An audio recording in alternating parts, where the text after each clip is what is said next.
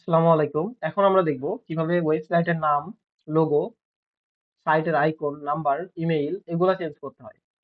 তো এগুলা করতে গেলে আমাদের প্রথমে আসতে হবে সাইট সেটিংস, তারপর জেনারেল সেটিংস। এখান থেকে এসে আমরা এই এডিট বাটনে ক্লিক করে আমাদের ওয়েবসাইটের নাম এখান থেকে সিলেক্ট করতে পারবেন, টাইপ করতে পারবেন। এখন আমরা বিডি শুজ যেহেতু আছে আমরা চেঞ্জ করব না, এটা বিডি শুজ থাকবে। এখানে আমাদের ওয়েবসাইটের লোগো সিলেক্ট করব, এটা। এখানে আমাদের ডার্ক লোগো, এখানে আমাদের ফেভ আইকন লোগো যেটা ওয়েবসাইটের এখানে শো করে। এখানে হচ্ছে টপ হেডলাইন যেটা এখান থেকে,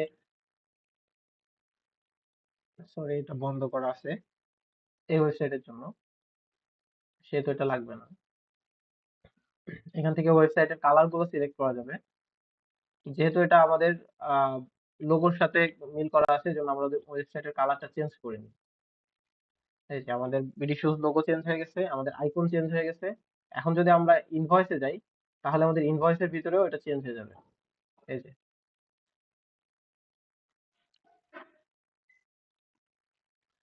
এখন আমরা দেখবো কিভাবে আমাদের ওয়েবসাইটের ব্যানারটা চেঞ্জ করতে পারি। এটা হচ্ছে আমাদের ওয়েবসাইটের ব্যানার ছিল। তো এটা চেঞ্জ করতে গেলে আমাদের ব্যানার এন্ড অ্যাডসে আসতে হবে।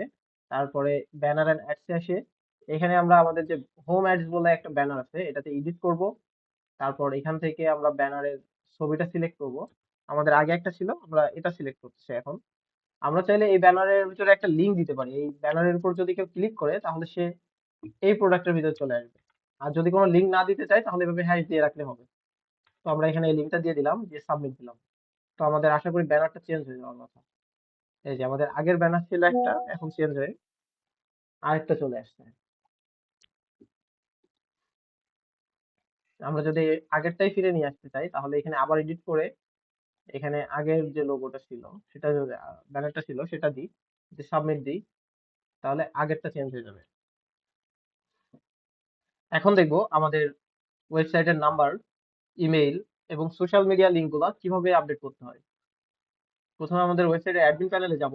এখান থেকে সাইট সেটিংস এর ভিতরে কন্ট্যাক্ট এর ভিতরে এসে যদি আমরা এডিট করি তাহলে এখানে আমাদের হটলাইন নাম্বার, এখানে আমাদের কন্ট্যাক্ট ইমেইল, এখানে ফোন নাম্বার, হোয়াটসঅ্যাপ নাম্বার এখানে যেটা ফ্লোটিং এটা হচ্ছে হোয়াটসঅ্যাপ নাম্বার, এটা হচ্ছে ওয়েবসাইটের নাম্বার, এই যে এখানে।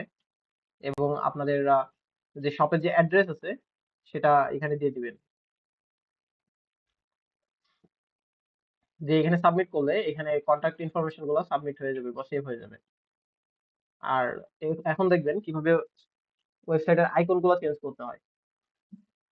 ওয়েবসাইটের অ্যাডমিন প্যানেলে সাইট সেটিংস এর ভিতরে সোশ্যাল মিডিয়া যে সেকশনটা আছে এখানে আসলে আপনারা দেখতে পাবেন যে লিঙ্কডইন আছে। লিঙ্কডইন যদি আপনাদের না থাকে এটা ডিসলাইক বাটনে ক্লিক করলে এটা অফ হয়ে থাকবে, ওয়েবসাইট আর দেখাবে না।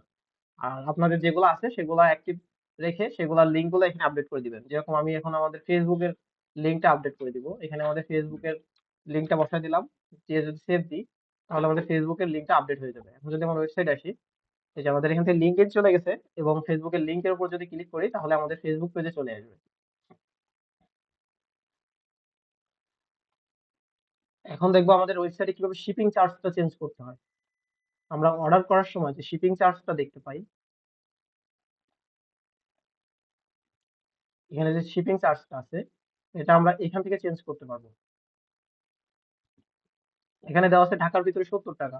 তো এখানে যে টেক্সটটা আপনি এখানে শো করতে চান সেই টেক্সটটা এখানে দিয়ে দিবেন। যদি আমি ঢাকার ভিতরে 80 টাকা দিতে চাই তাহলে এখানে দিয়ে দিলাম ঢাকার ভিতরে 80 টাকা। বা আমি যদি দিতে চাই যে ঢাকার ভিতরে 75 টাকা, এখানে আমি অ্যামাউন্টটা যদি, এখানে আমার অ্যামাউন্টটাও 75 টাকায় বসাতে হবে। মনে রাখবেন এখানে যে অ্যামাউন্টটা এটা ইংরেজি নাম্বারে বসাতে হবে।